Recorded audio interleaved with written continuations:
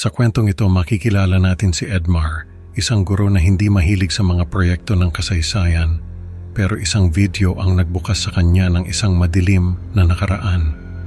Sa isang simpleng interview ni Rochelle sa kanyang tiyo lolo, si Mang Tomas, matutuklasan natin ang isang nakakatakot at nakakaiyak na kwento tungkol sa isang janitor na nawala ng pamilya at nag-iwan ng liham na puno ng sakit. Pero ang mas nakakagimbal, ang liham na ito ay naglalaman ng mga lihim na hindi dapat nalalaman ng sinuman.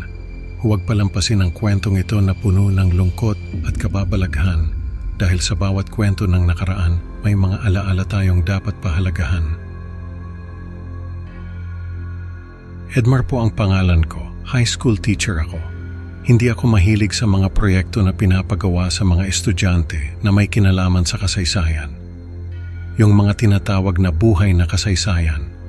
Yung mga proyekto na kailangan nilang mag-interview ng mga matatanda tapos i-video yung mga kwento ng mga ito. May mga ilan na sa mga estudyante ko na nagbigay ng mga video na yon na hindi ko na pinanood kasi alam ko na kung ano yung laman. Mga kwento ng mga lolo nila tungkol sa digmaan, yung mga lola nila na naging comfort women, yung mga tito nila na naging sundalo. Noong 2018, isa sa mga estudyante ko na si Rochelle ang nagbigay ng video na yon. Hindi ko na sana papanoorin pero naisip ko na baka may iba pang laman yung CD. Baka may iba pang project na pinasa si Rochelle. So, pinanood ko na lang. Nung una, inexpect ko na pareho lang ito sa mga dati kong napanood. Pero nung tumagal, dun ko na na-realize na iba pala yung project ni Rochelle. Tahimik lang na bata si Rochelle. Hindi siya yung tipo na makapalagayan ng loob, kaya nagulat ako na nakapanayam niya ang tiyo lolo niya na si Mang Tomas na may kakaibang kwento. Sa video, nakaupo lang sa isang monoblock chair si Mang Tomas. Nasa likod niya yung mga lumang gamit na nakatambak sa isang makalat na silid sa tondo. Sabi ni Rochelle, yun daw yung bahay ni Mang Tomas. Nung una nakangiti pa si Mang Tomas pero nung magtanong na si Rochelle tungkol sa alaala nito sa hukbo, biglang nagseryoso si Mang Tomas. Sabi niya, may naalala daw siya na kwento na hindi niya makalimutan. Hindi niya raw alam kung bakit hindi niya makalimutan yon. Pero para sa kanya, yun daw ang pinakamasamang karanasan niya sa hukbo. May kinalaman daw ito sa isang liham na natanggap niya mula kay Mang Ken. Si Mang Ken daw ay isang janitor na nagtrabaho sa isang paaralan na wasak dahil sa digmaan sa Marawi. Nung mabasa ko yung liham na yon, hindi ko na siya nalimutan. Kahit na ilang taon na ang lumipas, sabi ni Mang Tomas. Tapos pinakita niya yung liham na nakatago sa isang lumang kahon. Binasa niya yon sa kamera, sabi ni Mang Ken. Nawalan daw siya ng pamilya dahil sa sakit. Nung gumaling siya, wala na raw siyang matirhan.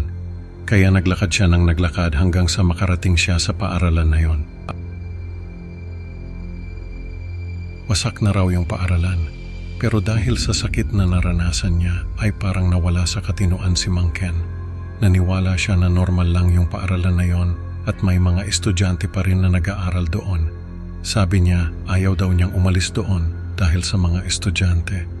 Gusto niyang panatilihing malinis yung paaralan para sa kanila. Ang tanging aliw niya raw ay yung radyo na nahanap niya sa isa sa mga silid-aralan. Lagi raw niyang pinapakinggan yung radyo na yon. At nung masira yon, ay naisipan na niyang magpakamatay. Nag-iwan siya ng liham na yon para sa mga maglilinis ng bangkay niya. Nakiusap siya na sana ayusin yung radyo para may mapakinggan yung mga estudyante. Doon na tumigil sa pagre-record si Rochelle. Sabi niya, ayaw na raw ng nanay niya na ipagpatuloy yung pag-film dahil baka raw magalit si Mang Tomas. Pero sinunod pa rin ni Rochelle yung natitirang bahagi ng kwento ni Mang Tomas sa ikalawang disc. Ayon kay Mang Tomas, nawasak na raw yung paaralan na yon ilang taon bago pa sila dumating sa Marawi. Ibig sabihin ay namuhay si Mang Ken kasama ng mga bangkay na inaakala niyang mga estudyante at staff ng paaralan. Nahanap daw ni Mang Tomas yung katawan ni Mang Ken na napanatili niya sa maayos na kondisyon.